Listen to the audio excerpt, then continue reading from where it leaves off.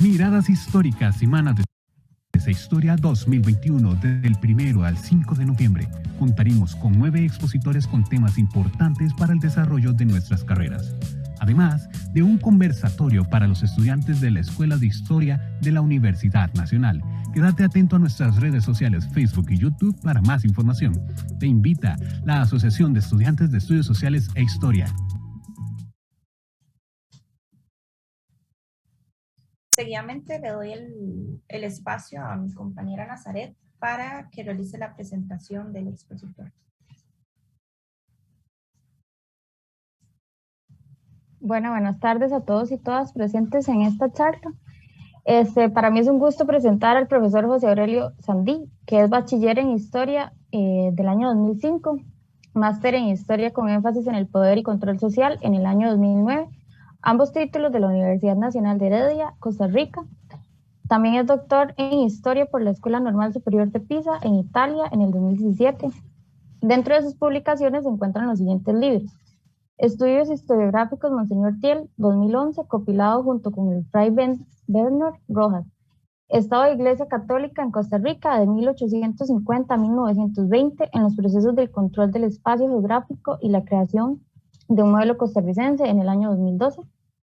Además, el bicentenario de la independencia del antiguo Reino de Guatemala, relecturas del proceso y reflexiones desde el presente, de 1750 al 2021, el libro que se está publicando actualmente.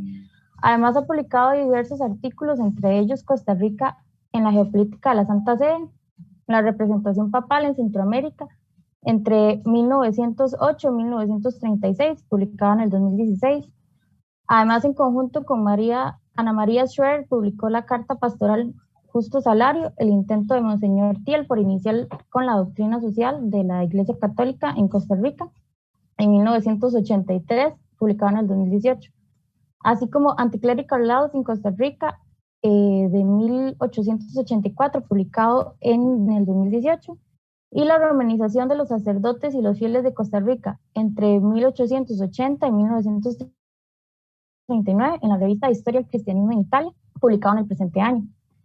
Actualmente coordina la actividad académica denominada El Bicentenario Lo Celebramos Todos, a 200 años de la independencia del Reino de Guatemala de España, y el proyecto de investigación titulado El apoyo de la Santa Sede y la Iglesia Católica Costarricense en el proceso independentista, la construcción de una identidad nacional y la consolidación del 15 de septiembre como una fecha de independencia patria, de 1821 a 1921. De estas dos actividades se van a publicar 2 artículos titulados: Una diócesis para un país independiente, el caso de la diócesis de San José de Costa Rica en medio de la confirmación de la independencia y la creación de un Estado, de 1821 a 1852, y también el respaldo y la legitimación, el uso del 15 de septiembre como fecha de la fiesta nacional por parte de la jerarquía católica costarricense, de 1850 a 1921.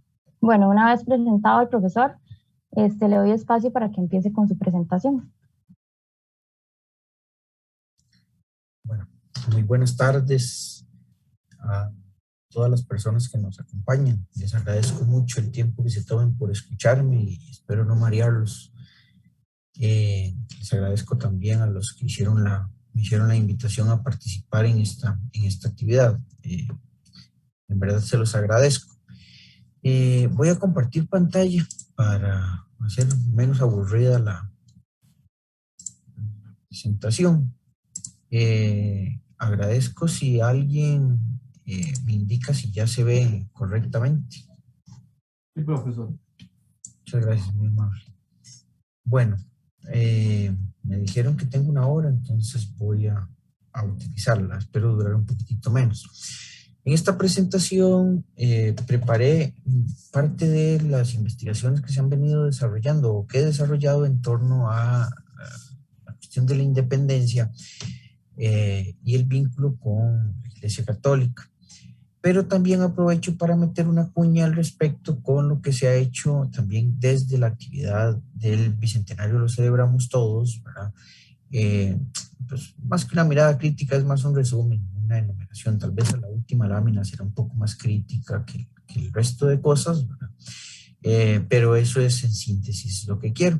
Teniendo claro y haciendo la siguiente salvedad, que por muchos años, cuando se habló, y aún se habla de la Iglesia Católica, la gente cree que, porque eso, ahorita lo explico a lo que me voy a referir.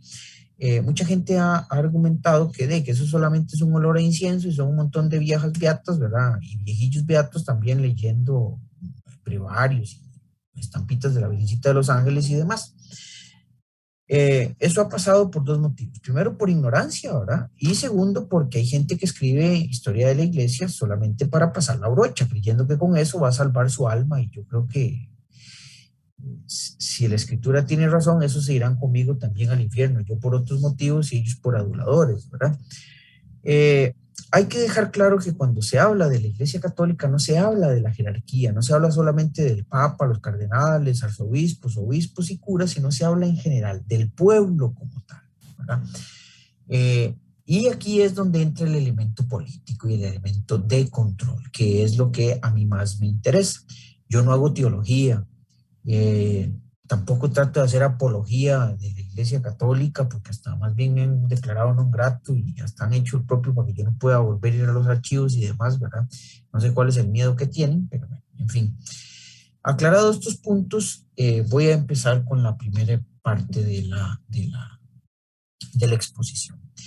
Esta primera sección vamos a hablar de cómo la creación de una diócesis y la solicitud de la creación de una diócesis en Costa Rica, que nunca tuvo durante la colonia y que tuvo ya entrada su periodo como república independiente, si bien es un anhelo religioso y hay vínculos religiosos que no se pueden eliminar, la gente era católica, la mayoría de los costarricenses eran católicos para la época y el que no lo era lo aparentaba, ¿verdad? Porque era parte de la norma y del periodo. Hay que tener claro que también tiene un componente político, administrativo, territorial y de control. Esto, no crean que es nuevo la solicitud de una diócesis. Costa Rica entre 1563, la fundación de Cartago, y 1600 solicita 12 veces una diócesis, pero no le dan pelota. Durante 211 años, no vuelve a solicitar una diócesis y vuelven a aparecer las solicitudes hasta 1811. Y luego se vuelve sistemático hasta que lo consigue en 1850, siendo la última solicitud en el 49. Ahí ustedes tienen las láminas, yo no las voy a leer, solo voy a hablar aspectos que me parecen bastante interesantes, que es, por ejemplo, la de 1820, que hay que tener clara, esta solicitud se presenta ante las Cortes de Madrid, ojo, 1820. ¿Cómo se explica entonces que en menos de un año se esté firmando la independencia y declarándose todos independientes? Pero lo curioso acá es que dice que el único modo de hacer florecer en esta provincia el comercio, la industria y demás adelantamientos de que ha carecido hasta ahora y carecerá siempre que esté sujeta a la arbitrariedad de León, quien abiertamente es opuesta a la separación del obispado y cuando sea más útil y favorable. No debemos de creer que esta solicitud responde a que las personas de la época creían que el Espíritu Santo les iba a hacer el favor de, con la creación de la diócesis, iba a traer comercio, industria y demás. Por ahí no va la procesión, para que utilicemos términos del calado de lo que estamos hablando. Responde a un interés de dejar de enviar diezmos, de lograr una separación, un derecho de autonomía que se estaba buscando en contra de las autoridades de León. Esa no se da porque viene la independencia, luego vendrá la solicitud del 25, que es bastante peculiar porque declaran, hay una erección civil, o sea, por parte de las autoridades del gobierno de Costa Rica, copiando lo que había hecho El Salvador en 1822, pero Roma le pone freno a esto y dice que eso no puede ser posible le pone que argumentos desde que Fernando VII está reclamando el territorio, cosa que ya Roma tenía claro que eso no iba a pasar, o sea que Fernando VII no tenía chance ni siquiera alguno de volver a conquistar América, pero le indica lo más importante, es que la solicitud tiene que pasar por ellos. Hay un segundo intento en el 48 de creación civil, pero este responde a intereses de control, que es José María Castro Madriz declarando a su tío Juan de los Santos Madriz o primer obispo de Costa Rica y tratando de centralizar el poder de la Iglesia Católica como del poder civil en una sola familia. La última, bueno, la del 42 con Braulio Carrillo, que es bastante significativa, ¿verdad? Donde se dice que Costa Rica tiene el dinero y todo. Ese año se consigue la redacción de la bula, La bula no se publica porque el señor Viteri Yungo, que era el encargado de hacer lo que era un sacerdote de origen salvadoreño, cuando él va a gestionar también la diócesis del Salvador, se consigue la diócesis del Salvador, a él le toca que gestionar la de Costa Rica y le dicen que él va a ser obispo del Salvador. El Salvador lo había enviado con el dinero para expedir la bula que erigía la del Salvador, pero no para su bula de obispo. Entonces, olímpicamente agarra la plata de Costa Rica, paga su bula y no paga la de Costa Rica. Y por eso Costa Rica no tiene diócesis en el 42, sino hasta el 50. Con la solicitud que se da en el 49 mediante Felipe Molina, un guatemalteco que nos representaba en Europa, que trabajaba con Costa Rica, ¿verdad? Ya nos había ayudado él y su hermano, son hijos de la famosísima Dolores Bedoya, ¿verdad? Ellos son hijos de esta señora y fueron diplomáticos costarricenses en Estados Unidos y en Europa. Argumentando, vea el elemento que se repite, como ustedes lo pueden ver. Familias, dos familias bajo diferente techo, familias en diferentes casas, entiéndase, Costa Rica y Nicaragua no tienen ningún vínculo. Vamos a encontrar aquí un juego de palabras, la oposición de Nicaragua, que su respuesta no es ni siquiera religiosa, es una oposición política administrativa. Y lo hacen los sacerdotes que están en Nicaragua, ni siquiera lo hace el gobierno. ¿A qué se refiere? Vamos a encontrar varias cosas. Se envían a Roma unas cartas por parte de Viteri Yungo, que no era obispo todavía de Nicaragua. Se sospechaba que lo iba a hacer porque había sido expulsado de El Salvador, después de haber sido obispo de El Salvador, estuvo envuelto en problemas, en querellas políticas, es expulsado, tiene que salir primero a Honduras, luego reside en Nicaragua, y al ser Nicaragua sede vacante, era muy probablemente que a él se la diera. Entonces, con este fin de echarse a la bolsa a las autoridades nicaragüenses, ¿verdad?, de una u otra manera, él junto a Desiderio Cuadra, que era miembro del Cabildo Catedralicio de León, entre la falsedad, la verdad y el juego político-administrativo, envían cartas a Roma deslegitimando la solicitud de Costa Rica. Curiosamente, Viteri Yungo había hecho todo lo posible para que Costa Rica fuera diócesis en el 42, hasta que no le dijeron que tenía que pagar un 5. Lo curioso acá es que empiezan a argumentar que la iglesia no tiene diezmos, es dominada por el poder estatal, destruida por la última guerra, entiéndase la de la Liga, que Carrillo era un dictador tiránico que sometía a la iglesia, ¿verdad?, que había un obispo, había un presidente que quería nombrar un obispo, que era su tío, perdón, ahí que dice tía, un reclamo del territorio que Costa Rica consideraba suyo, pero que al tiempo se le restituía a Nicaragua, que era Guanacaste. Aquí lo más interesante son estos puntos, unido a la cuestión de los diezmos y las capellanías. Vean las cartas, son 1847, 1849. Este señor que está aquí marcado con estos circulitos, con estos asteriscos, ya había muerto. Ahí hay una falsedad, ahí se está mintiendo. Pero no se está mintiendo cuando se dice que José María Castro Madrid quería poner a su tío, disculpen ahí, reitero la A, ¿verdad?, en vez de la O, como obispo. Esto no es mentira. Tampoco es mentira que la iglesia no tenía diezmos. ¿Por qué? Porque la legislación en Costa Rica después de 1821 y fomentada por la misma federación, empiezan a eliminar los diezmos de ciertos productos, y especialmente Costa Rica, en busca de la expansión de la frontera agrícola y buscando a ver con cuál producto se pegaba al mercado internacional, elimina los diezmos al café, a la cochinilla, al ganado, al maíz, al azúcar y a otros productos más, ¿verdad? Entonces, aquí hay, como vemos, hay elementos reales, pero también elementos ficticios. Pero aquí lo más importante es cuando argumenta Cuadra, Desiderio Cuadra, que es un nicaragüense, argumenta el punto de Guanacaste. Si Roma crea la diócesis de Costa Rica con los límites que Costa Rica indica, Guanacaste pasa automáticamente, no por designio de Roma, sino por una cuestión de reconocimiento internacional, a tener un doble resello en su reconocimiento como territorio costarricense, cosa que ya lo había hecho la Federación, lo había aceptado México, Inglaterra lo había aceptado de igual manera, pero Nicaragua seguía discutiendo. Y aquí está uno de los principales problemas. Vea que acá no hemos tocado si rezaban el Padre Nuestro, si los ticos eran más fieles o no que los nicas, ¿verdad? Estos son problemas estrictamente políticos, administrativos y hasta de corte territorial.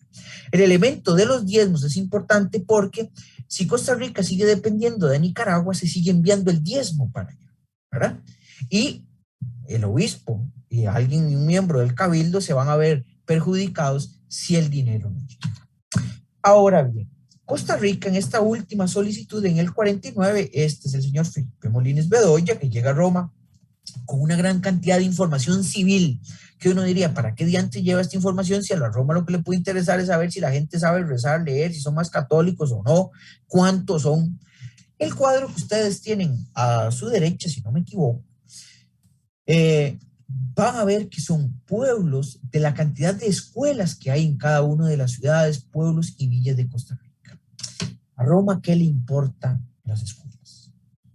A primera entrada uno diría que ninguna. Pues no, le interesa mucho. Primero, porque esto le va a corroborar la cantidad de población que puede haber en un sitio, pero unido al gasto que se está dando en educación, que podría ser un elemento, un plus, llamémoslo así, donde Roma pueda comprender si en verdad tiene el dinero suficiente para mantener una diócesis, porque no va a mandar un obispo, no va a crear un cabildo ni un seminario a un lugar donde económicamente no puede mantenerse. ¿Estamos? Ahora bien, esta imagen que ustedes tienen otra vez a la derecha no tienen que prenderle velas ni nada por el estilo, ni tampoco responde a devoción alguna, sino que es muy representativa de lo que se va a explicar ahora. Este es lo que se encuentra en los palacios apostólicos con la declaración del dogma de la Inmaculada Concepción de María, proclamada por Pío IX, este señor que les estoy señalando.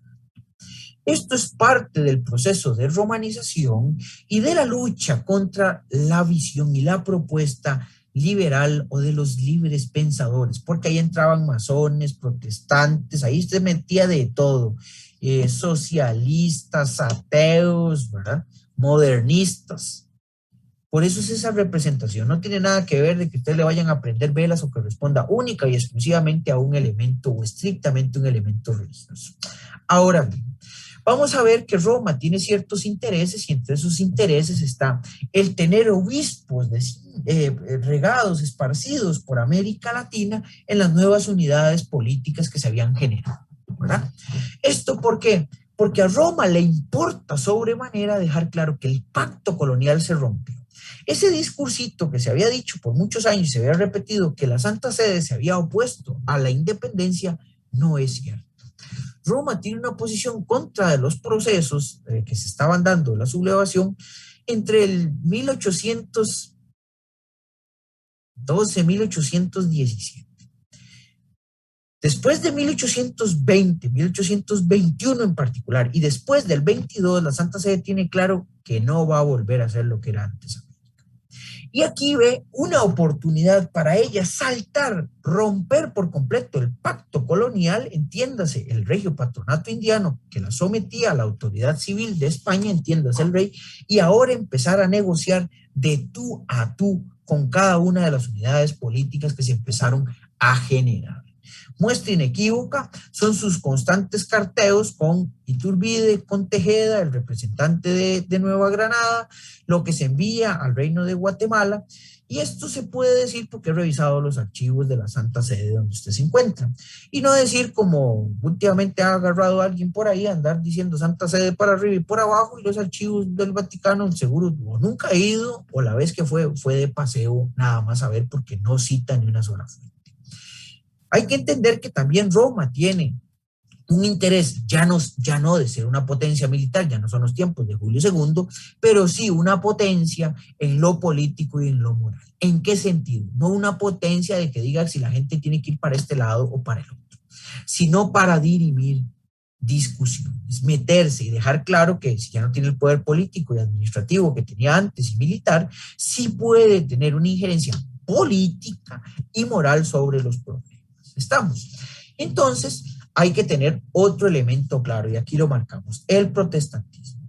Una de las causas por qué Roma establece la diócesis en Costa Rica es porque desde el 42 se había firmado un acuerdo de amistad con los ingleses y desde antes en Costa Rica ya se habían metido protestantes que no habían sido mal recibidos. Habían hecho desplantes, no habían dejado enterrar uno en el cementerio de Cartago hasta que Carrillo por toque de tambor obligó a que lo enterraran, pero no eran mal recibidos. ¿Por qué? Porque eran los que comercializaban el café. Ante ese temor, ante ese panorama, Roma se ve obligada de una u otra manera a crear la diócesis en Costa Rica, teniendo claro que ya el país había demostrado contar con lo mínimo o lo necesario para tener una diócesis. Y aquí es donde vamos a encontrar una repercusión administrativa y regional desde el punto de vista territorial. Vean, este mapita lo utilicé en mi tesis doctoral. Estos rojos que ustedes ven, esta línea roja, estos son los límites que establece cuando se crea la diócesis de Costa Rica en 1850. Estos son los límites que Costa Rica hereda de la colonia, a lo cual se le suma la querida provincia de Guanacaste. ¿Estamos?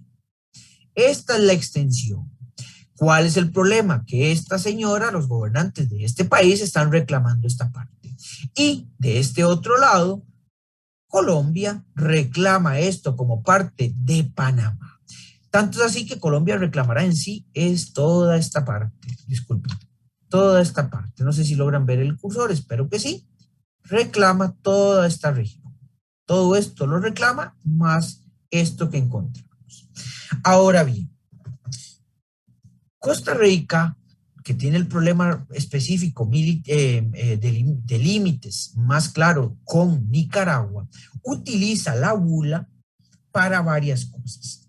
En primer lugar, como lo ven, el 28 de febrero se erige la diócesis con la Christiana Religious Auto, con la bula, ¿verdad? Y en marzo de ese mismo año se traslada Molina, y en mayo, perdón, no, en marzo es que se va, y en mayo logra firmar con Isabel II el reconocimiento de Costa Rica completamente independiente y que España no reclame más. Esa misma bula, estos mismos límites que ustedes encuentran acá, vea que sigo sin hablar de elementos religiosos, sino estrictamente políticos, administrativos, estos límites son y esa bula, por ejemplo, es lo que utilizará Costa Rica en un momento determinado para decir que ese territorio les pertenece. O sea, utilizan un elemento salido de la Santa Sede para reclamarlo en sus pugnas durante todo el siglo XIX y XX. Ahora bien, esta de la creación de la diócesis hay que verlo desde otro punto de vista. Costa Rica, dejando claro, me devuelvo al mapita anterior, que tiene poder sobre esta zona. ¿Y cómo lo hace? Primero, dice que en todas las cabeceras de cantón se va a celebrar la toma de posesión de Gabriel del Campo como vicario capitular de la diócesis. Todavía no hay obispo. Costa Rica todavía no se le nombra obispo. Y esto tiene dos sentidos. Uno, demostrar poder sobre las localidades, es decir, quién es el que gobierna, pero también es lo que han denominado los gobiernos sacristanes. El gobierno civil tratando de legislar dentro de la Iglesia Católica. Este cuadrito que ustedes ven acá es muy característico. Vean de dónde es. Es el valor que tienen las cofradías que habían en estos pueblos, Guanacaste, Santa Cruz, Nicoya, Bagaces. Esto es de Guanacaste. Quiere decir, con esta información, este cuadro lo saco de un documento que llega a la Santa Sede. Costa Rica, me devuelvo, declara con esa información que tiene poder sobre este territorio. ¿Ya? Vean la importancia, Costa Rica dejando claro que no solamente reclama, sino que las autoridades que tienen control sobre Guanacaste responden a sus intereses, porque esto lo envía Víctor Guardia, el papá de quien será luego Tomás Guardia Gutiérrez, presidente de facto, dictador y demás que usted quiera ponerle de Costa Rica. Pero veamos otro elemento, vea cómo Roma, como el Estado costarricense desea dejar claro el poder que tiene, ¿verdad? Pero lo más importante es cómo Juan Rafael Mora Porras ve la creación de la diócesis. Esto no me lo inventé, esto está en la Gaceta de 1850, cuando llega la noticia y dice, este fausto acontecimiento perfecciona nuestra independencia. ¿Qué tiene que ver la creación de un elemento religioso con la independencia de Costa Rica? Vea que lo deja claro, nuestra independencia política. ¿Por qué? Porque con ello se elimina por completo el legado que se tenía todavía con la colonia, esa dependencia con Nicaragua. Roma hace una lectura de los signos de los tiempos cuando tiene que decidir a un costarricense. Y veamos el proceso de formación de la identidad costarricense. Se solicita que el obispo sea un costarricense, un Costa Rica. ¿Estamos? El candidato de Juan Rafael Mora es Rafael del Carmen Calvo, hermano de su ministro Joaquín Bernardo Calvo, ¿verdad? Mora dice que tiene que ser un costarricense afín a sus ideas o que en el peor de los escenarios sea un italiano, un español, pero jamás un centroamericano. El candidato del clero costarricense no dicen candidato, pero esta carta que le envían al ejecutor de la bula, el arzobispo de Guatemala, dice que a la verdad, señor, que entre todos los individuos de este clero, uno de los que reúne bastante prestigio y las aptitudes necesarias, o sea, uno, hay varios, es José Gabriel del Campo. Y vea que dice, tal acierto en su elección y prueba de él es sin duda la aprobación y contento general, no solo del clero, o sea, el clero está contento con el nombramiento de este Costa Rica, ahora, o este costarricense, sino también todos los habitantes. García Peláez, que es el ejecutor de la bula, el arzobispo de Guatemala, tiene otro candidato para evitar esa manipulación política, y es Anselmo Llorente de la Fuente, un costarricense que vivía en Guatemala para aquel periodo. Se lo envía a Roma, le dice, este es el candidato. Dice un dicho que lo pongo ahí, de Roma llega lo que a Roma va, y se nombra Anselmo Llorente de la Fuente. Complace al gobierno, es un costarricense, complace al clero, es un costarricense, pero complace al ejecutor de la bula cuando dice que no nombre a alguien que puede tener una manipulación o un vínculo con el gobierno civil. Y Roma además estaba de acuerdo a eso. Pero ese sentimiento de costarricense que hay que entender. Ahora bien, entramos a la segunda parte de la exposición, que se divide en dos partes más. Una es la participación del clero en los actos políticos religiosos y cívicos en torno al 15 de septiembre, ya como fecha de la independencia, entre 1850, con la creación post-creación de la diócesis, y 1921. La forma de participar, la tradicional era la realización de la Eucaristía y un Te Deum, ya que era una forma de dar gracias, que esto hay que tenerlo claro para que veamos este juego político, teológico que se empieza a dar del 15 de septiembre. Hay una herencia colonial y que es una forma de agradecerle a Dios los favores concedidos por la independencia y la libertad. Por ende, tanto el clero como las autoridades civiles ejecutan estos actos o los solicitan que se hagan para engalanar, darle decoro y realce a la celebración de la independencia. Un claro ejemplo es el 15 de septiembre de 1891, cuando viene la develación del monumento a Juan Santamaría, y aquí dejo esto, Dios es quien da, ¿verdad? El Te Deum no estaba programado, está fuera de protocolo, pero aprovechando, van caminando y le dicen a Til que por qué no hace un Te Deum en la parroquia de Alajuela, que es lo que ahora es la catedral.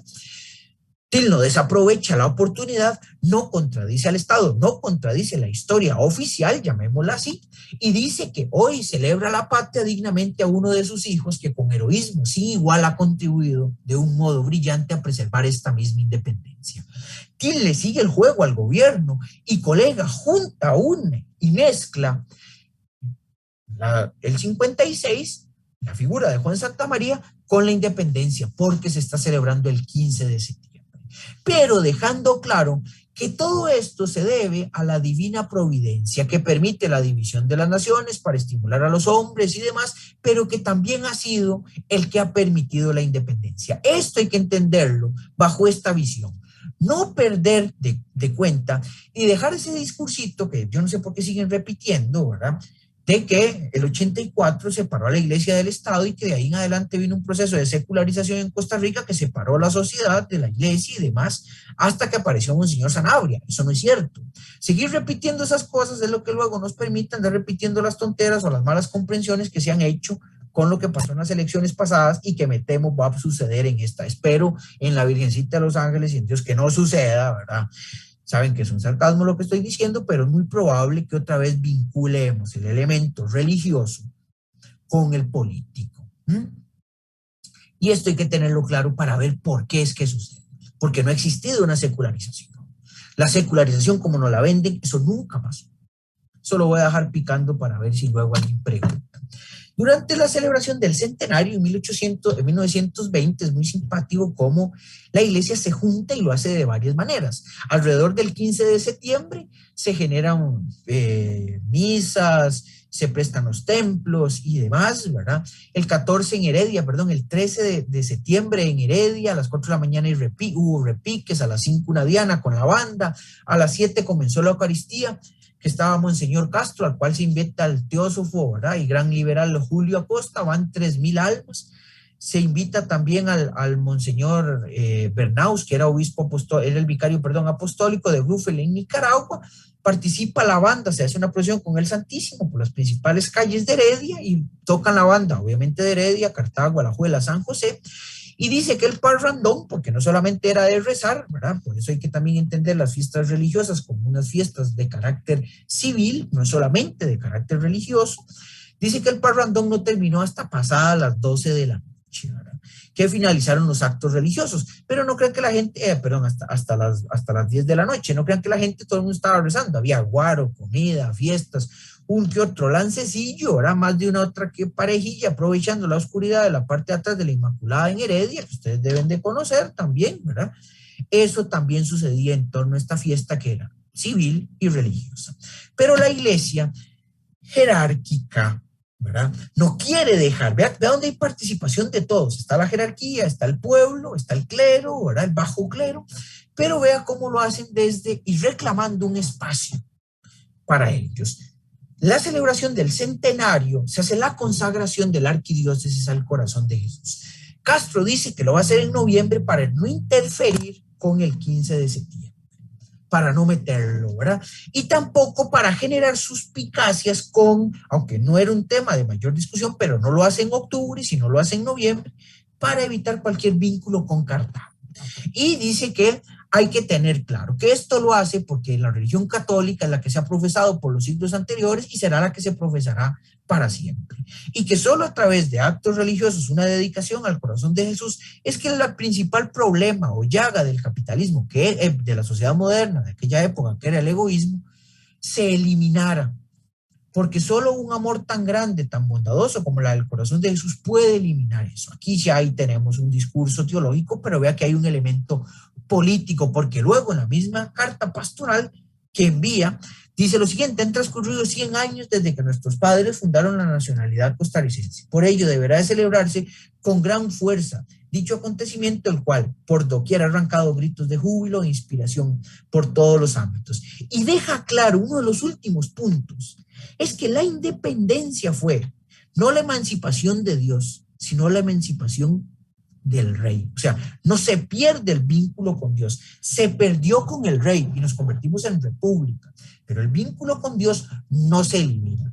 Esta es la lucha que da la jerarquía de la Iglesia Católica para no quedar excluida, no salir del baile en el cual se estaba enfrentando a enemigos más cautivadores, más atractivos, como en vez de ir a misa, ir al cine, empezar a ver partidos de fútbol, ir a los clubes, ir a beber a bares y restaurantes, ver las carreras de caballo.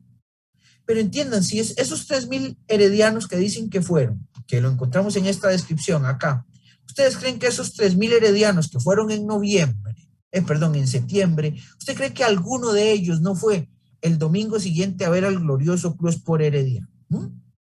Ya para ese año ya Heredia existía, el equipo de fútbol. No estoy haciendo ningún anacronismo, no estoy hablando, o sea, ¿creen que no fue alguien un domingo? Por eso era que los partidos empiezan a jugar la tradicional hora de jugar a las 11, porque la misa era a las 9, de 9 a 10 la misa, de 10 a 11 la retreta o el toque de la banda, y de 11 a 1 el partido de fútbol. Vea lo que se está compitiendo y la iglesia reclama ese espacio y lo reclama de esta manera.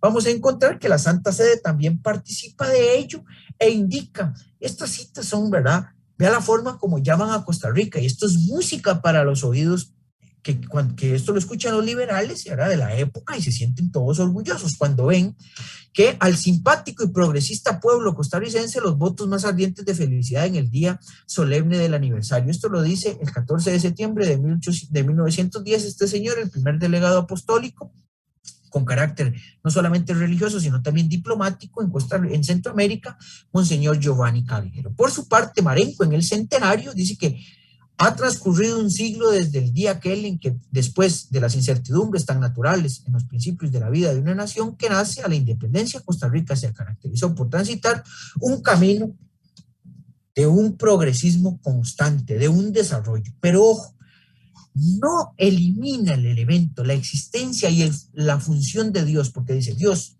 bajo cuya invocación comenzó esta república, su nueva vida, bendiga y fecundice nuestro augurio para que la pequeña república de Costa Rica se destaque en el mundo por su grandeza moral y demás discursos, ¿verdad? Esto para los liberales es música para sus oídos. Ahora, vamos a encontrar la segunda parte de esta segunda parte, ¿verdad? La subdivisión de esta segunda parte de la exposición. Vamos a encontrar que se publica en los diarios católicos el discurso como tal. ¿Qué aparece? Primero, los temas tratados, desde los clásicos, que no vamos a centrarnos en eso, que eran las crónicas, cómo se vestían las señoras, qué decían los carajillos cuando iban, cómo los mudaban, si llovía o no, si utilizaban sombreros y demás, si hubo pleitos, balazos al aire, gritos de júbilo y demás, ¿verdad? Todo eso se describía hasta encontrar una lectura de la clerecía sobre la independencia. Pero lo más interesante es cuando se vincule, se utilice la fecha del 15 de septiembre para legitimar la unión entre la Iglesia y el Estado. Por ejemplo, los temas de carácter político-religioso. Saludamos alboroso la memorable fecha y anhelamos para que cada día que de ella, bueno, esta cita, ¿verdad? Lo que quiere decir es que se le dé gracias a Dios por todo ese bien. O sea, entendamos, es Dios el que da. No bajo la función del titiritero, porque eso lo dejan claro, no es Dios títere, sino Dios que permite. Un reclamo, dejarle claro a las personas que Dios está presente en su vida, sigue actuando. No lo soluciona todo lo que se ve en el cine, no lo soluciona todo lo que se escucha en la radio, lo que se ve en las novelas, lo que se lee en los periódicos. Ahí está Dios presente. La lectura histórica que vamos a encontrar por parte de la clerecía es que van a presentarlo no tanto como un proceso, sino como algo, tampoco como un hecho, no lo presentan como un hecho, lo ven con vínculos, ¿verdad? Que la Revolución Francesa trajo esto, lo que pasaba en México, lo que pasaba, pero no hacen un vínculo, no podemos esperar que haga un análisis de historiografía actual, porque no era la época, pero la constante es esta, que Dios no está fuera de la historia. Y que todos esos deseos de aspirar a la libertad es porque Dios los ha metido en el ser humano y es el ser humano en busca de ese Dios que consigue esa libertad, que pasó por diferentes etapas. Eso se llama la historia de la salvación dentro de la Iglesia Católica, ha pasado diferentes etapas, llegó a esta que se llama democracia, ¿verdad? Para ellos, aunque en Costa Rica no existía la democracia para esa época, ¿verdad? Muestra era el golpe de Estado en el 17, ¿verdad? Y el resto de golpes de Estado que se seguirán dando, pero para ellos sí la hay. La Iglesia no se pone a renegar por la historia que el propio Estado reproduce, y los historiadores de la época, ¿verdad? O los cronistas de la época escribían, pero sí deja claro que es Dios el que permite y que contra él no se blasfema, no se va en contra, no se discute, y que es con él a quien hay que agradecer. ¿Estamos? Y que hay que tener claro un elemento, que si bien la independencia es hija, porque así fue como se vendió, de la Revolución Francesa, no es copia de ella.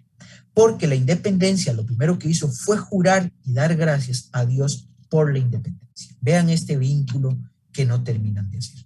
Y aquí vamos a encontrar cómo hacen estos reclamos directos y lo hacen publicando, por ejemplo, las actas de independencia. Por ejemplo, publican el acta, la jura de independencia que hace Alajuela en noviembre del 21, lo publicará el Eco Católico, lo publica en 1889, publican también el acta de independencia del 15 de septiembre, específicamente los artículos 10 y 18, donde dice que la religión católica que hemos profesado en los siglos anteriores y profesaremos en los siglos sucesivos se conserve pura e inalterable, manteniendo vivo el espíritu de religiosidad que ha distinguido siempre a Guatemala, bla, bla, bla. Después el 18, que se cante el día que se designe el señor jefe político una misa solemne de acción de gracias. O sea, cuando quisieron sacar a la iglesia del baile, como eso lo ha dejado bien claro David Díaz, dejar el elemento religioso por fuera, la iglesia reclama. Y que eso es algo que viene desde la misma declaratoria de 1821. Entonces vea cómo está luchando en ese proceso, entendámoslo ahora más grande, algo más macro. Si ya vimos el aporte en la consolidación de la independencia, ahora acá, en el discurso de la creación de la identidad nacional, la iglesia no quiere quedar por fuera. Y entonces hay que ver cómo se presenta como ese lazo que une a los pueblos y esa religión de amor por excelencia, pero con ese vínculo político. Ahí es donde vamos a encontrar, por ejemplo, nuestra relación con el Estado y su propósito para controlar y dominar de una u otra manera a las personas y controlar a la población costarricense, se quiera o no. Estamos. Ahora bien, vea cómo no pierden el hilo conductor. Hablan de que independencia es igual a libertad, cosa que no era cierto, como tampoco independencia fue igual a democracia, pero para ellos sí, siempre y cuando se entienda el vínculo con Cristo. Y aquí volvemos a traer un concepto que ya mencionamos, que se llama romanización, lo vinculan diciendo que si bien independencia es igual a libertad vinculado con Cristo, la forma de entenderla, de explicarla, de cómo nosotros los creyentes debemos de tener claro eso, es a través de las palabras que pronuncia o salen de la boca del vicario de Cristo, entiéndase el Papa, que es el que termina, resumidas cuentas, nombrando ¿a quién? A los obispos residentes en Costa Rica. ¿Estamos? Vea cómo lo vuelve a llamar. Aparece algo que para la iglesia es importante en ese periodo, el reino social de Cristo con la caridad cristiana. Pone el ejemplo de llevar unos niños, ¿verdad? La Sor Gutiérrez, la superiora del hospicio de huérfanos, lleva al Monumento Nacional a 2 huérfanos, una niña y un niño, y el resto de niños, no huérfanos, sino miembros de las escuelas del centro de San José y de colegio, aunque eran ya pocos, sabemos que eran señoritas y el Liceo de Costa Rica, les llevan a esos niños alimento. Pero a la par de llevarles alimento, tanto los huérfanos del hospicio como los que están en las escuelas y colegios, centros de educación, que tienen sus papás, o sea, su papá, su mamá o un tutor que no los haya mandado al hospicio, cantan gloriosos himnos. Aquí aquí nada más pongo la cita aquí dice, porque es dulce hacer vibrar las notas del cantar patriótico en dulce consorcio con el himno grandioso de la caridad. Obviamente no está el himno nacional, todavía no existe el himno nacional, pero hay ese vínculo que se quiere establecer, como la iglesia, la función de la fe católica integrando a la población y ayudando a los demás, que ese fue su rol por muchos años, se mantuvo y aún a la fecha lo hace, y lo que le sirvió de una u otra manera para seguir unida al Estado y legitimarse como una institución colaboradora al gobierno. Por último, y aquí hay que tenerlo claro, aquí viene una lucha entre liberales y TIL. Viene un señor Florencio Castro y presenta ante el Ministerio de Hacienda el informe que hace entre un viaje que hace por Tortuguero, ¿verdad? Y describe que hay un lugar, un hermoso tesoro donde está exento de inundaciones, pero que había llegado primero TIL, había mandado a construir a un señor de apellido Mora, José Mora, aquí sí, José Mora, ahí está, un edificio muy ahí respetable y una ermita. El problema es que TIL se va y que como era extranjero, TIL deja la ermita botada. No, TIL no deja la ermita botada, es que ermita no es sinónimo a parroquia, entonces no puede enviar un párroco. Entonces, Salustio, ¿verdad? Que Salustio en realidad es un personaje histórico de la antigua Roma, que es llamémoslo de una manera, asesor de Julio César en su lucha contra las Galias, ¿verdad? Y luego cuando va a pelear contra los bárbaros, que será la germánica, Salustio le da al oído, le habla a Julio César. Un católico se firma con este seudónimo de Salustio, ¿verdad? O Salustio, la pronunciación correcta en latín, y dice que de qué están hablando, si no hay nadie, cosa que sí era cierta, como TIL que conociera el espacio costarricense, como lo conocía este obispo, que era solo TIL el que andaba por esa zona, era TIL el único que conocía la lengua indígena, que no existía ninguno, y que había sido la iglesia y sus miembros los que se habían encargado de ir a esas zonas. Entonces, vea cómo defienden a Till ante un ataque de un liberal como Florencio Castro. Por último, presenta el problema norteamericano bajo la teoría ya de la doctrina Monroe, y esto lo que quiero verlo es que presenta ese vínculo, esa visión europea como el modelo a seguir por católica, ¿verdad? Y no la norteamericana por ser protestante, ya que el norteamericano, además de chuparse la sangre, el terreno y explotar, envía a sus misioneros a convertir a sus nuevos súbditos. Y ante eso hay que tener cuidado. Vea, y no caer en una posible dependencia. Y esto se publica el 15 de septiembre, cerca del 15 de septiembre de 1889. Vea la utilización que da la Iglesia Católica, la jerarquía específicamente de la Iglesia Católica, a una fecha de carácter que pareciera estrictamente civil. Vea cómo utiliza ya una fecha que había tomado fuerza, vea cómo la utiliza para conseguir, para jalar a sus redes. Entonces esto también lo utilizará luego en un momento específico cuando se dé la lucha con el partido Unión Católica. Entonces vea la utilización de esa fecha, colabora en la consolidación de la independencia, ayuda con la creación de la diócesis desde Roma, ¿verdad? Pero luego los obispos utilizan esta fecha para su propio beneficio, para llevar agua a sus niños. Ahora, por último, y la tercera parte es pues un poco la mirada crítica a la actividad que vengo organizando desde hace 5 años. Acá les presento las actividades organizadas en total hasta la fecha, porque hay otras que se van a realizar. Son un total de 64, entre ellas 11 cursos cortos, 8 conferencias, 4 charlas, 3 mesas cortas, 3 talleres, 2 videoconferencias. Estas videoconferencias no las confundan con lo que se hace ahora virtual, porque esto se hizo antes de pandemia.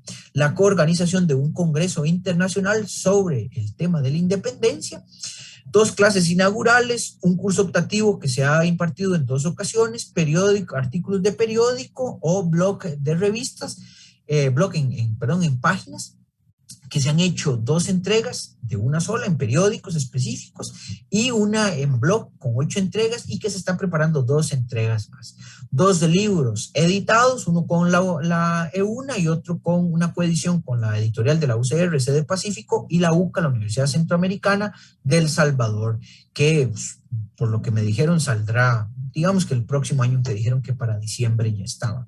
Se han realizado un total de 15 videos, 5 de duración de 5 minutos y 10 de 1 minuto, que ustedes los pueden encontrar en YouTube. Los de 5 minutos todavía no están, pero ya están, llamémoslo así, casi listos. 3 exposiciones, 2 en el Archivo de la Curia, 1 en la Biblioteca Nacional, y entrevistas para radio, televisión o documentales, o sea, hay un total de 6.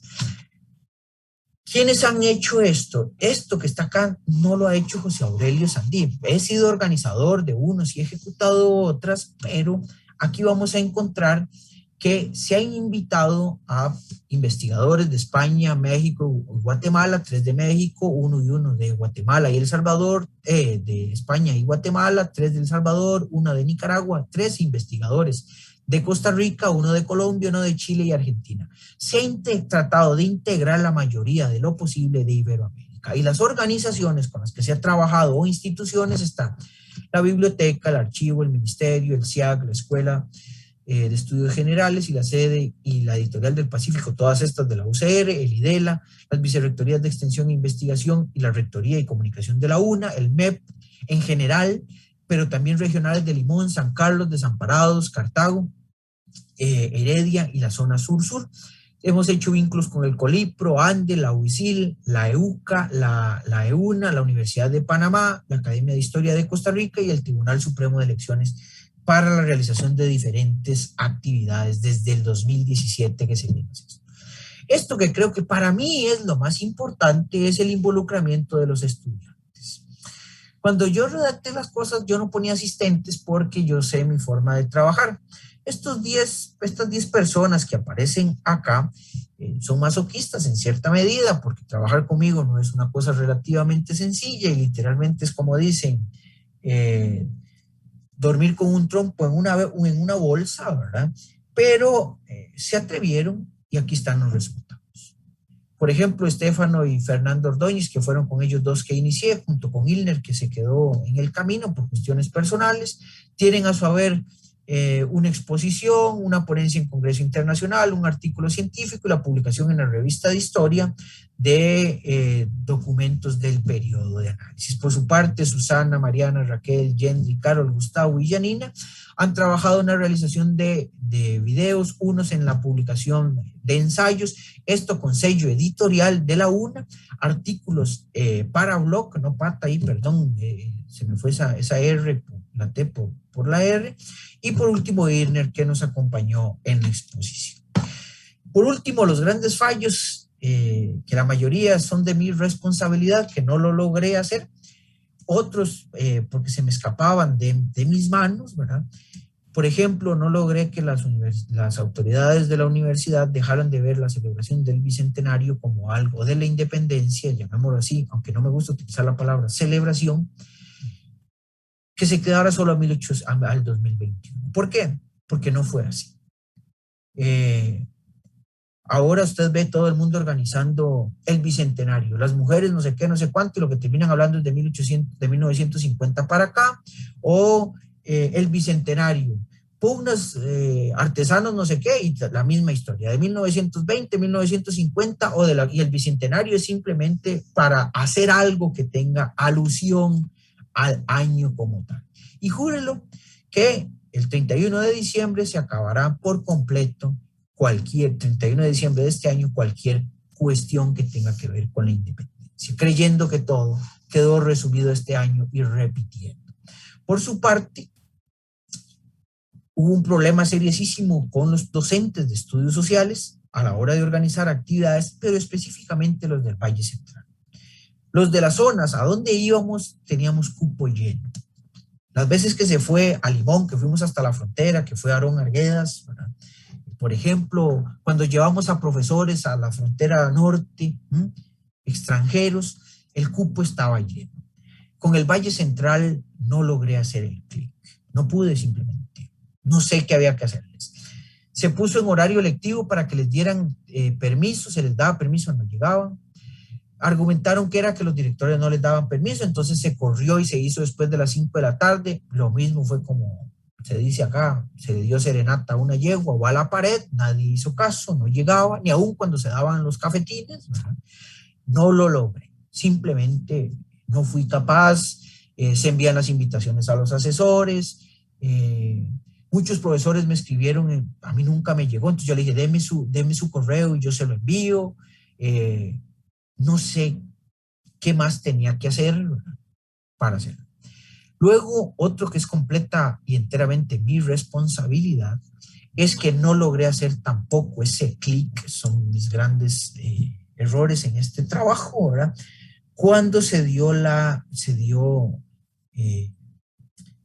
curso optativo. Yo sé que en Escuela de Historia tengo una muy mala reputación, especialmente por los vagos y a los que no les gusta leer, que me huyen completamente. El resto, el que lee normal, no tiene ningún problema, matricula conmigo, pero la mayoría, como no les gusta leer, yo no sé a qué se metieron a la Escuela de Historia, si no les gusta leer, no matriculan cursos conmigo, pero tampoco logré que existiera un vínculo con el resto de carreras de la escuela, de la Universidad Nacional.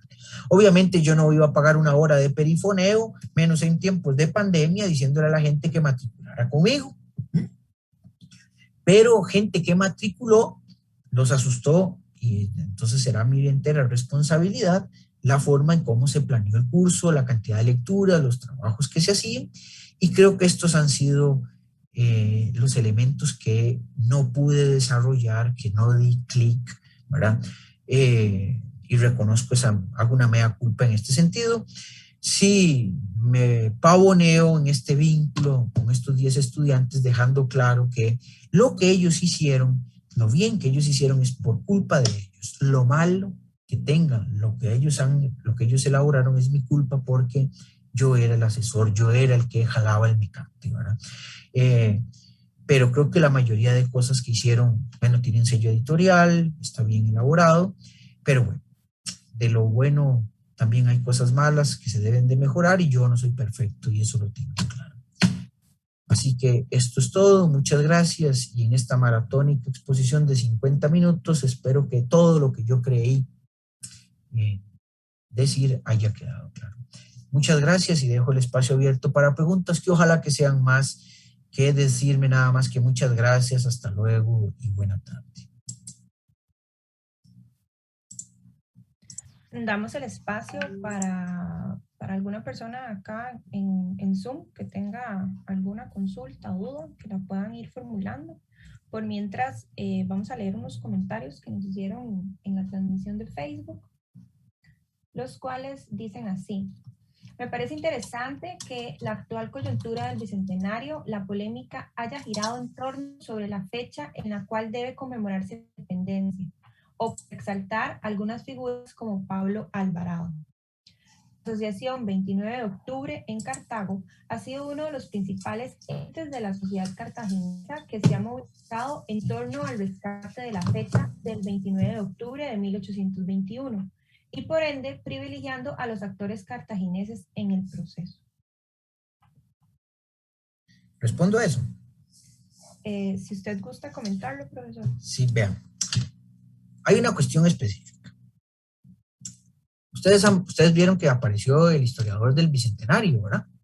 Hubo un historiador en particular que salió en todos los medios. En todos. No ha escrito nada, no ha investigado absolutamente nada sobre el periodo. Yo no sé cómo se atreve a hablar, pero ahí anda. En todos en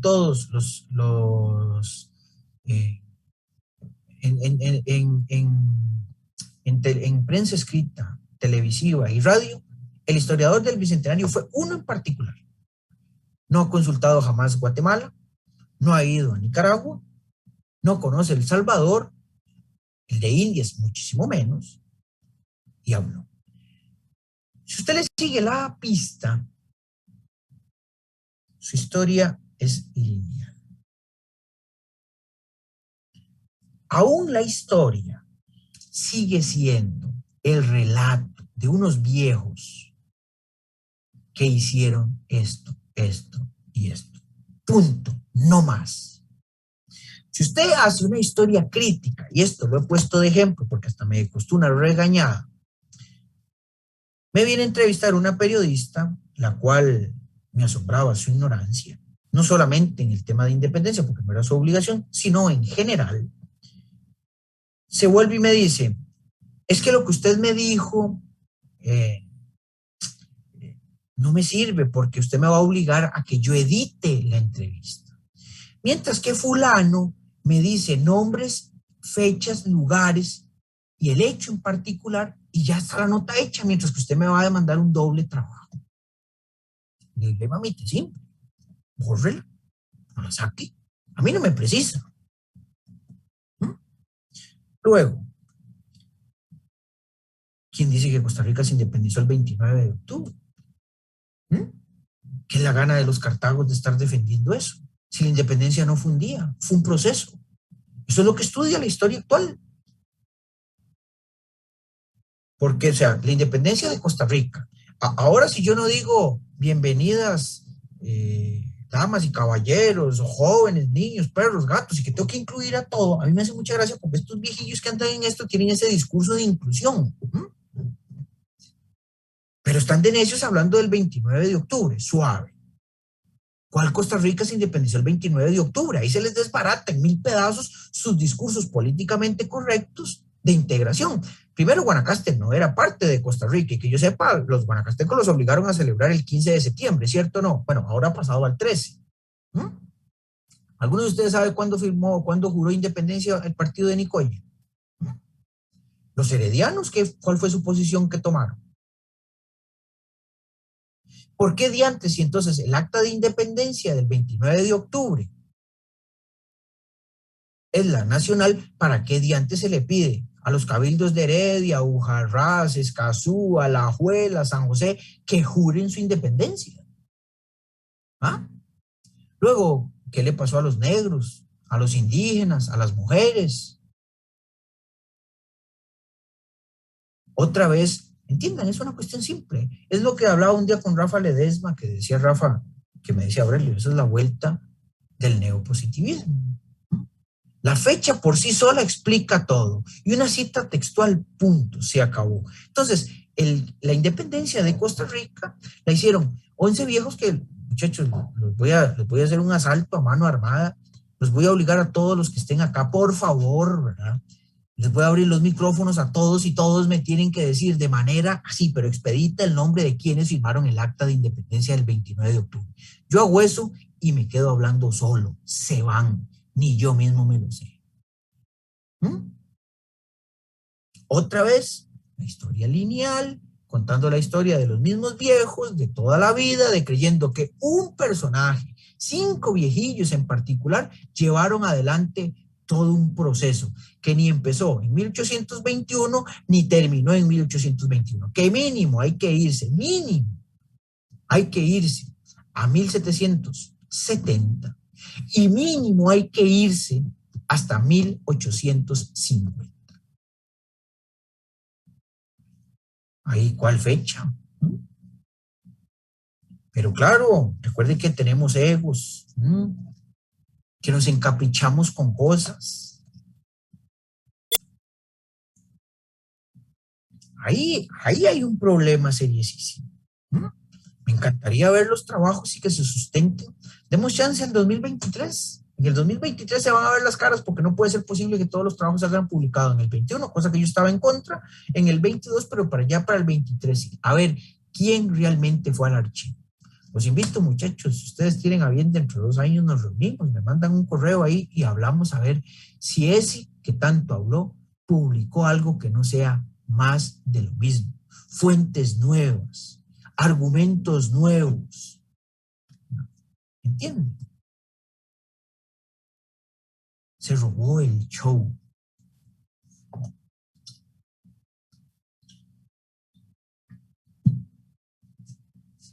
¿Qué más?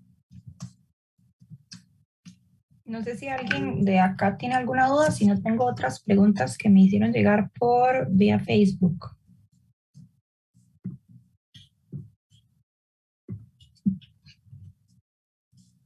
Bueno, mientras tanto procedo con estas otras. Dice así, una consulta. La noción de la caridad cristiana tiene un quiebre entre periodo colonial con respecto al liberal. ¿Esta noción y sus prácticas se transformó bajo estos periodos? Eso responde más a una visión teológica que histórica. Sigue siendo la misma. La caridad dentro del cristianismo y específicamente dentro del catolicismo es fundamental. No porque sea la forma única y exclusivamente como a veces se ha vendido de que la gente lo hace para irse al cielo, ¿verdad? O una forma de allanar su camino y no ir al infierno, no pasar la menor cantidad de tiempo en el purgatorio y ver cómo Dios lo acepta en la patria celestial, sino que es un sentimiento, es una obligación, llamémoslo de algún modo, del cristiano. El cristianismo, por ejemplo, o sea, ¿por qué crece una religión de Medio Oriente que eran muy normales en Roma? Yo no sé cuántas veces el Espíritu Santo metió el ala, el pico, la pata, ¿verdad? Yo no lo puedo decir, yo nunca he revisado los archivos de Dios, yo he revisado los del Vaticano y he revisado los del archivo en Costa Rica y en El Salvador, México, Nicaragua, pero yo los archivos de Dios no los he revisado. Entonces no sé cuántas veces el Espíritu Santo intervino. Pero sí puedo decir que, por ejemplo, cuando a los niños en la antigüedad, a los que nacían con problemas, venían problemas mentales, venían con una pata chueca, el brazo torcido, nacían ciegos. Cerca de lo que hoy son las tumbas de San Calixto, eso era una loma, y ahí había un despeñadero, y ahí iban a tirar a los carajillos. Porque en una sociedad agrícola esos carajillos eran una pega, un estorbo. Los cristianos empezaron a pedirlos antes de que los fueran a tirar, convencer a sus padres de que se los dieran, y los cristianos los recogían y los criaban. O cuando los tiraban, literalmente, obviamente había éxito en la operación, en unos, en otros no. Cuando los tiraban, habían cristianos esperándolos abajo para recibirlos. O sea, la caridad no apareció en la colonia ni en el periodo liberal, sino eso ha sido una constante, ¿verdad? Con estos ejemplos eso trato de dejarlo claro. ¿Qué pasa en el periodo de la formación del Estado costarricense? Porque no es solamente en el mal denominado periodo liberal, sino que es una cuestión que empezará desde la independencia, llamémoslo así, ¿verdad? Para no entrar en otras discusiones, pues si quieren lo discutimos, y se extenderá aún a la fecha, ¿verdad? En este momento la principal obra de la Iglesia Católica, aparte de andar haciendo estupideces su clero, creo que la principal obra visible que se conoce son las obras del Espíritu Santo de Sergio, ¿verdad? Es una obra de caridad.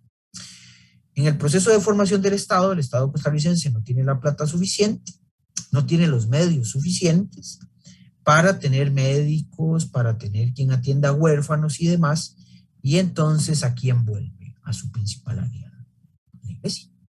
Por ejemplo, en el 89, cuando viene la expulsión de Til, cuando viene la expulsión de los jesuitas, luego cuando viene la expulsión de los lazaristas, los propios médicos y hasta los propios liberales le dicen a Próspero Fernández, a José María Castro Madrid, a Montúfar y a Bernardo Soto, a Ascensión Esquivel también, y a Julio a Carlos Durán, que no se les ocurra por ningún motivo echar a las hermanas de la caridad. Si quieren, echen al obispo, a los curas, pero no echen a las hermanas de la caridad. ¿Por qué? Porque estos carajos eran muy religiosos, ¿no? Porque eran los que mantenían el San Juan de Dios. El hospicio de huérfanos, ¿quién lo administró por años? ¿Quién lo tenía? A mí me hace una gracia cuando le cambiaron el nombre al Buen Pastor, ¿verdad? Y obviamente que eso es para desacralizar el sitio. Yo no sé si tiene algo de sacral, ¿verdad? Que ya no se le llama el Buen Pastor. Y la señora argumentó que era por una cuestión histórica, por hacer justicia histórica y de reconocerle a doña Vilma Curling todo lo que ella había hecho por su historia y no sé qué. Pues si eso fuera real, ese centro penitenciario de mujeres se debería llamar Monseñor Anselmo Llorente Lafuente, porque en la década de los 60 Anselmo Llorente Lafuente fue la primera persona en este país que donó con ciertas condiciones una casa para que fuera reclusorio de mujeres, con fin de que estas que llegaran a la cárcel, que la mayoría llegaban por prostitución o por robos, ¿verdad? Tal vez asesinato, aborto, ¿verdad?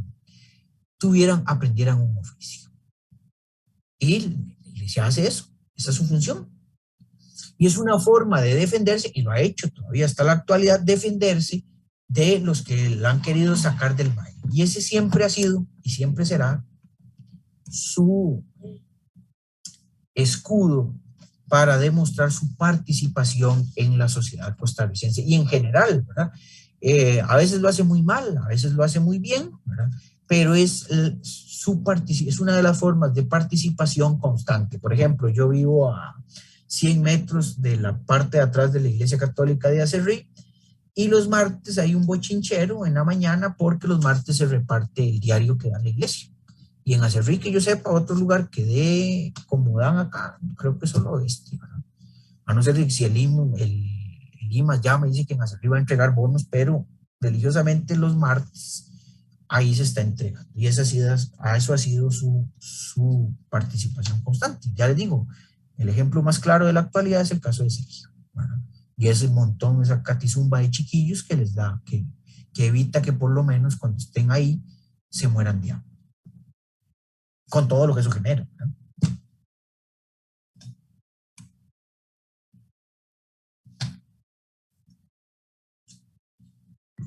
Muchas gracias por la respuesta. Tenemos otra consulta.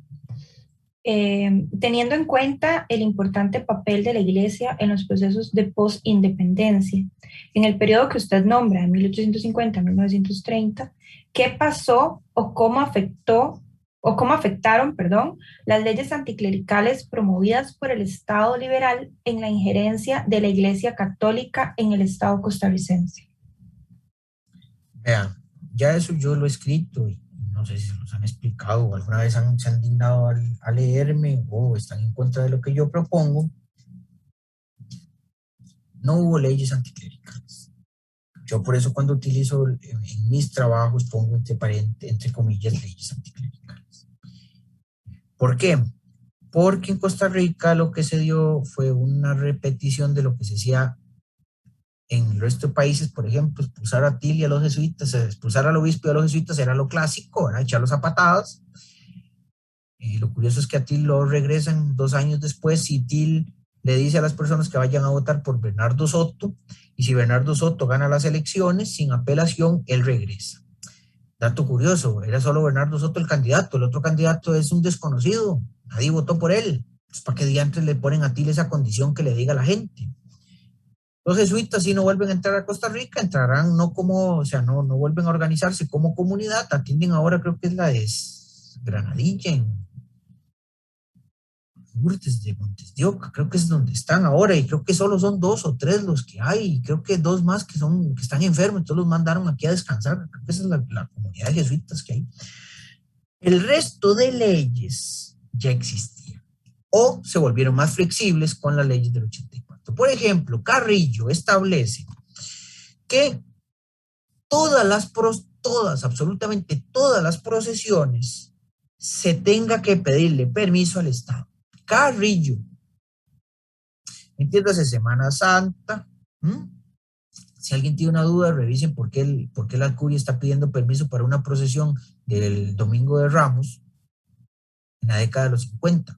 Que yo sepa, de 1950 o la década del 50 está antes del 84, a no ser de que yo viva en otro planeta, ¿verdad? Porque está pidiendo permiso. La ley del 84 establece que todas las procesiones que no sean Semana Santa, Corpus Christi y el Santo Patrón deberán de pedir permiso. O sea, flexibilizó la ley. Las leyes del 84 lo que quieren es dejarle claro a la jerarquía católica que el poder central en Costa Rica no es la jerarquía católica, sino el Estado costarricense en vías de consolidación. Til es sumamente beligerante, Til no se queda con los brazos cruzados. Til es una persona que conocía a los liberales porque primero Til tiene que salir volado de Alemania por la Kulturkampf. Til conoce la Comuna de París porque estaba en París en el 70. Tiene que salir volado a Ecuador, de Ecuador sale volado. Él es el maestro de ceremonias cuando matan a Checa, lo envenenan con vino. Til es el maestro de ceremonias de Checa. Tiene que salir volado, sale subido en una mula, carreras, porque los van a matar a ellos también. Y cuando llegan acá, no es que le baje el piso, pero los liberales de Costa Rica eran más livianos que Bismarck, que la Comuna de París, con todo lo que eso quiere decir. No estoy diciendo que la Comuna de París sea solamente de los liberales, y los liberales ecuatorianos, que esos no tuvieron el más mínimo reparo de pasar cuchillo en el pescuezo de quien de antes consideraran sus enemigos, que lo digan, el envenenamiento de Checa y el asesinato del presidente García.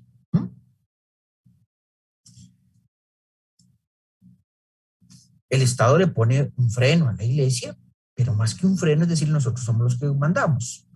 Til le dice, echémonos al taco, a ver. Se tiran a taco, se tiran arena. Se van a la arena política y Til gana. Partido Unión Católica gana las elecciones. Es por fraude electoral, reconocido años después por Rafael Iglesias, que dice que sí, que hubo fraude, pero era mejor ese fraude a que gobernara la iglesia, el clero, y yo creo que tiene razón. Dios guarde y gobierne el clero de la iglesia católica.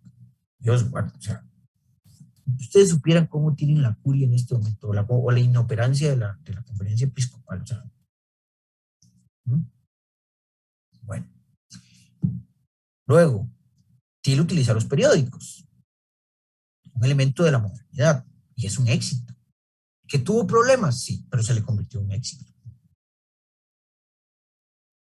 Los cementerios, es curioso encontrar cómo, tengo cartas de eso, como todavía en 1910 las parroquias administran cementerios porque el gobierno no tiene. Administrará el centro, administrará San José, Alajuela, Cartago, Heredia. Pero yo tengo de la cosmopolita ciudad de Acerrí, de Puriscal, del mismo Desamparados, que el cura está organizando porque se está cayendo a 1000 pedazos la fachada del cementerio. Se saca la educación religiosa, en el 92 volvió. Y volvió mejor, más sistemática, mejor acomodada. Entonces eso hay que manejarlo con mucho cuidado. ¿Verdad? Pido la disculpa del caso porque pareciera que eso es como una ofensa, pero lea mis trabajos y ahí lo va a encontrar de mejor manera.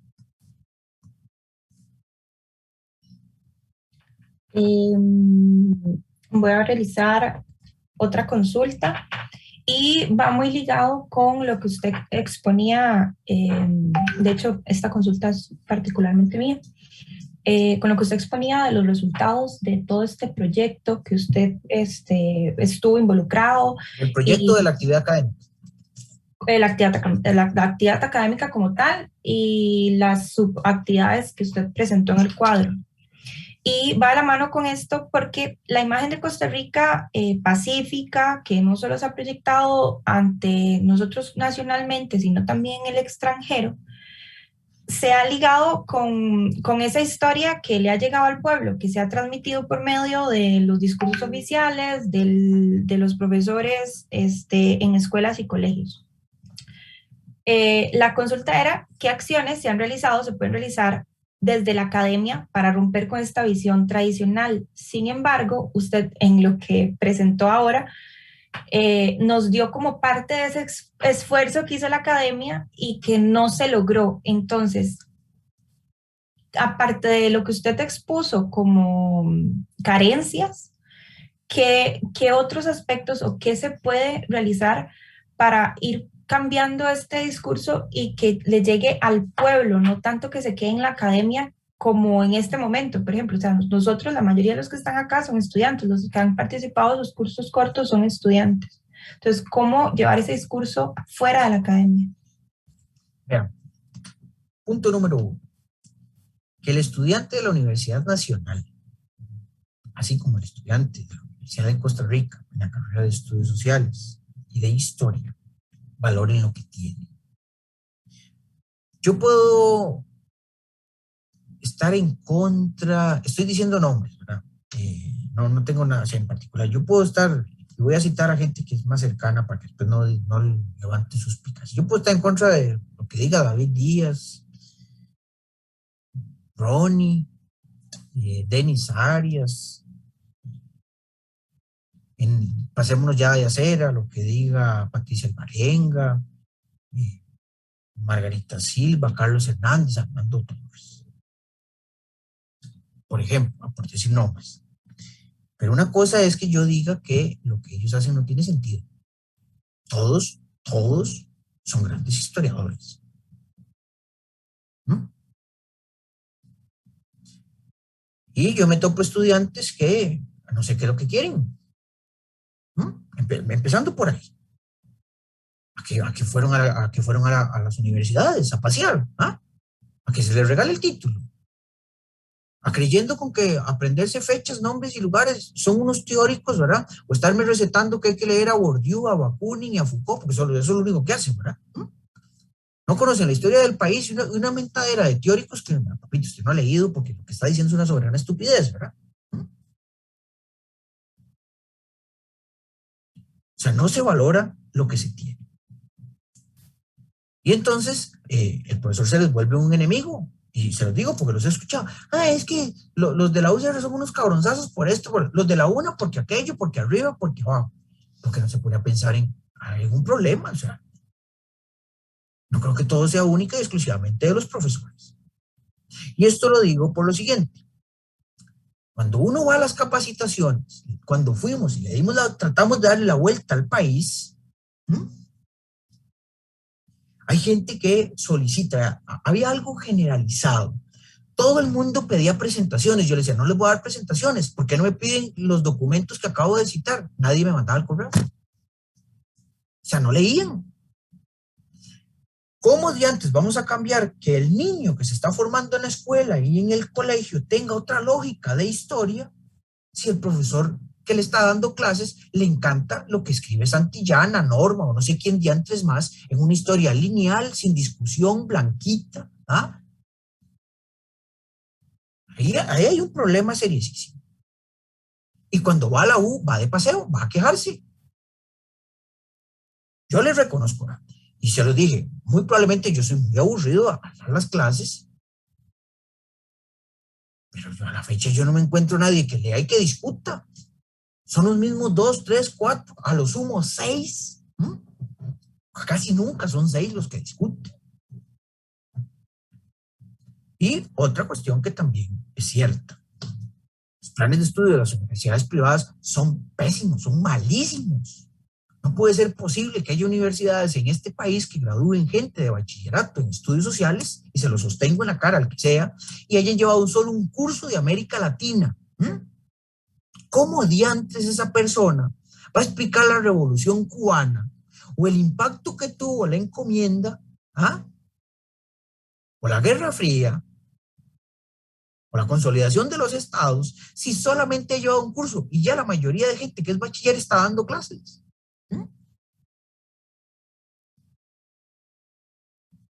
Disculpen, pero la historia se aprende leyendo. Hay que leer. Y se los he dicho miles de veces.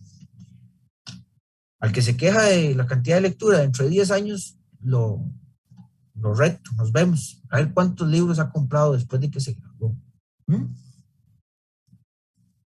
Inmaculada las bibliotecas. No compran nada. Ni Condorito.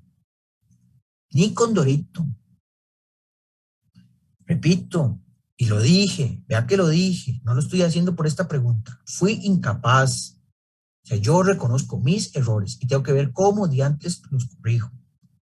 Pero la única forma de también que cambie lo que se le llega al pueblo, porque yo no puedo creer que todo el mundo va a salir enamorado de la historia, eso no es cierto, porque yo no voy a salir enamorado de la química. Tengo una amiga que tiene un doctorado y un postdoctorado en química, y a veces cuando me habla, me duerme. O sea, no me duermo al frente de ella, pero yo ahora no la entiendo.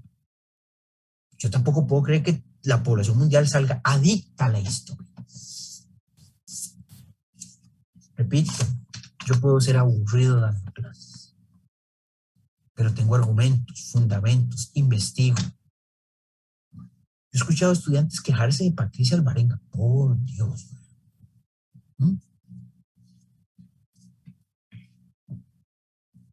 Ahí uno se queda anonadado. Ay, ¿cómo se atreve? Más no ha leído ni Paco y Lola y véalo. Y con unas discusiones, bueno, creo que ahí hay que ver. Le digo, reconozco mis incapacidades, las dije abiertamente, pero también pensemos en el otro lado. Dejemos de andar repartiendo culpas, nada más. Gracias por la respuesta. Nos comentan en Facebook lo que usted comentaba, los jesuitas, que están localizados en Lourdes de Montes de Oca. Y también Adrián Torres hace un comentario que dice que el padre Manuel Benavides Vaquero pone en evidencia que el acta del 29 de octubre no es un acta nacional, y además muchos de los firmantes solo plasmaron su nombre debido a que estaban en el lugar. Sin embargo, esto no quiere decir que estuvieran de acuerdo con el contenido del acta. Bueno, yo ya lo he hecho hasta la saciedad.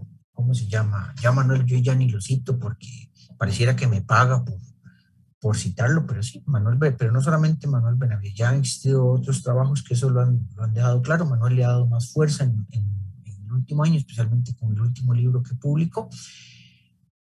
Pero yo les soy sincero, o sea, meterse a esas discusiones de que si el 29 de octubre o el 15 de septiembre, vea, eso es caer en... Yo no discuto eso. Eso no tiene sentido. Simplemente la historia no se explica por una fecha, así que eso no se discute. Explíqueme el proceso, a ver, explíqueme. Por ejemplo, el 29 de octubre la independencia de Costa Rica, excelente, muy bien, ajá. ¿Cómo se explica la dependencia eclesiástica? Vea que Juanito Mora dijo, perfecciona nuestra independencia política. O sea, había algo que todavía era imperfecto. La dependencia económica, no la llegamos hasta el 42. O sea, el 29 de octubre de 1821 al 42, cuando se logra cerrar la deuda con los ingleses y ahora sí se exporta de manera directa el café de Costa Rica, no existía antes algo imperfecto. Costa Rica no era completamente dependiente. A ver, métame el acta del 29 de octubre. ¿Independencia de qué? Si la colonia, si la dependencia de España no la explica única y exclusivamente porque a Carlos V se le ocurriera, o a Carlos el Hechizado se le ocurriera mandar a X o Y gobernador a Costa Rica. Eran los vínculos con Nicaragua, eran los vínculos con Guatemala, y si es del caso, hasta los vínculos con Nuevo México. Y entonces ahora sí, rómpame todo eso de la noche a la mañana con la firma de un acta. Eso ni se discute. Esos son, como decía Rodrigo Quesada, esos son discusiones de cantina.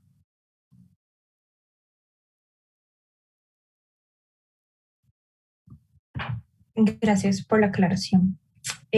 No sé si alguno de que está aquí conectado en el Zoom tiene alguna duda para ir finalizando la sesión de preguntas. Se lo agradezco si alguno de acá tiene y la hace abiertamente, sin necesidad que se la pasen a la moderadora.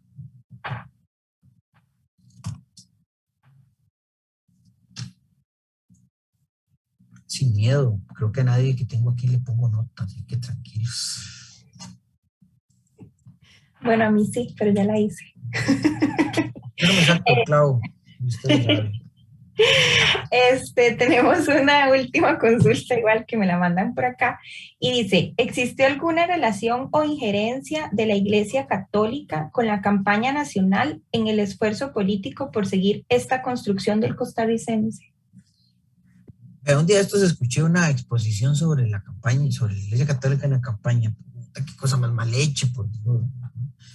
Mal documentado, mal presentado, en fin. Sobre la participación en la campaña, sí, mucha. Si Llorente no abre la boca, el costarricense no se involucra.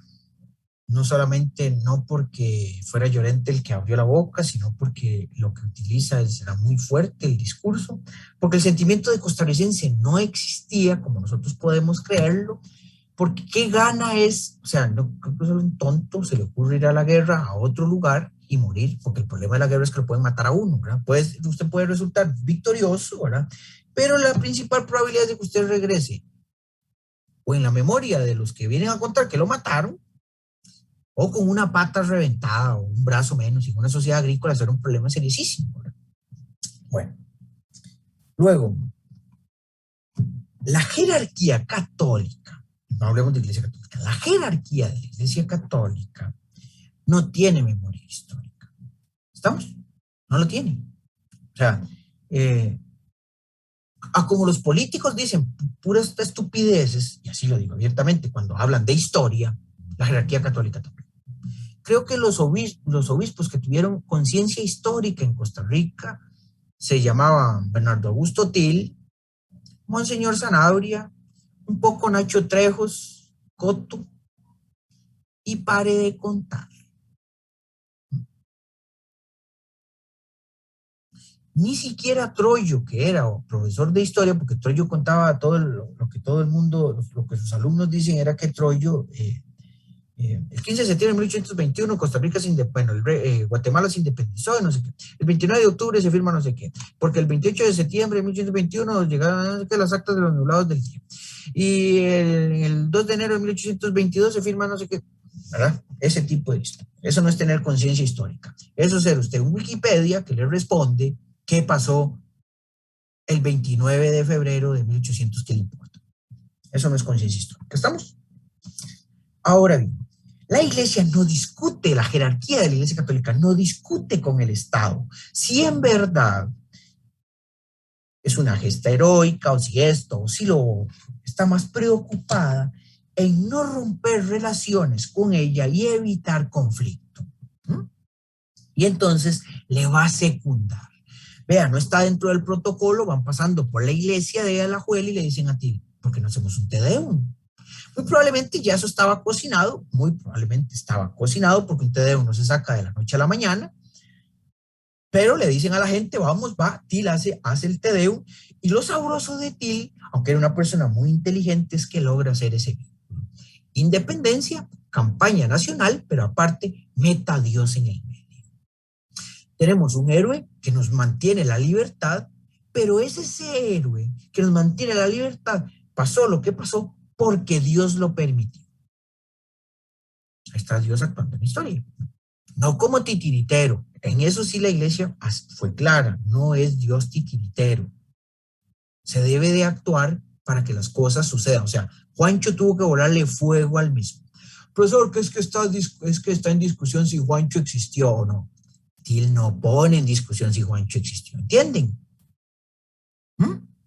¿Quién le está poniendo en duda de que por qué el 15 de septiembre se debe el monumento a Juan Santa María? No, más bien lo utiliza y jala agua para sus molinos. El río revuelto, ganancia de pescadores. Curiosamente, uno de los últimos libros sobre la campaña nacional y la participación de la Iglesia Católica lo publica un convenio que se tenía cuando trabajamos en el Instituto de Investigaciones Históricas de la Curia, para resaltar que el clero participó. El libro más añorado sobre los difuntos del 56 lo hace un cura, por los motivos, era el capellán, ¿verdad? Y los curas son los que dicen, Perencejo se murió de cólera, un balazo que le destrozó la cara, gangrena, un cañonazo que le reventó hasta las vísceras, entonces ahí apunta, murió Periquito de los Palotes, Juan Charrasqueado, X, Y o Z. Hubo participación del clero en la gesta, o la campaña, o como usted quiera llamar, en la guerra. Y hubo también participación del clero, en el caso que le estoy poniendo de Til. Vaya usted y dígale al clero así tradicional de que la campaña fue cualquier huevonada, para que vea lo que le va a decir. No, para nada. Esto, lo otro. Luego recuerde el gran milagro con la peste del cólera del divino niño, perdón, eso es colombiano, del dulce nombre de Jesús. Lo curioso es que no cuentan que antes de que el dulce nombre de Jesús hiciera el milagro, ya se lo habían pedido a San José, pero y San José no hizo un milagro. Le pidamos el otro. Se lo pidieron a la Virgen de las Mercedes, tampoco. Hasta que el divino niño, perdón, ya lo estoy confundiendo, hasta que el dulce nombre de Jesús sí cumple, ¿verdad? Es como que yo ahora le pida a San Pascual Bailón que nos libre de la pandemia, cuando ya más del 50%, más del 60% de la población tiene una segunda dosis y pues ya le echo la culpa a que fue intercesión de San Pascual Bailón, ¿verdad? ¿Entienden ese juego? Yo no pongo en duda los milagros, no los pongo en duda, pero también entiendo las cuestiones históricas. Soy historiador, investigo, veo, y creo que tengo 3 dedos de frente, un poquitito más. Estamos, profesor. Más bien, muchas gracias por su participación, por este tiempo que compartió con nosotros y por los alcances y situaciones expuestas. También les agradezco a ustedes la invitación, en verdad, se los agradezco enormemente. Muchas gracias, en serio, por la invitación, ¿verdad? Teniendo claro de que los iba a aburrir y que, como dice un profesor, un compañero de trabajo, que mis cursos son como el juicio de Sodoma y Gomorra, ¿verdad? Solo 5 gustos. También les agradezco. Muchas gracias por haber seguido hasta acá. Se los agradezco. Y también agradecemos a las personas que se encuentran conectadas tanto desde Zoom como desde el Facebook. Y los invitamos a la próxima, el próximo conversatorio, que será con la profesora Jessica a las 5 de la tarde. Muchas gracias.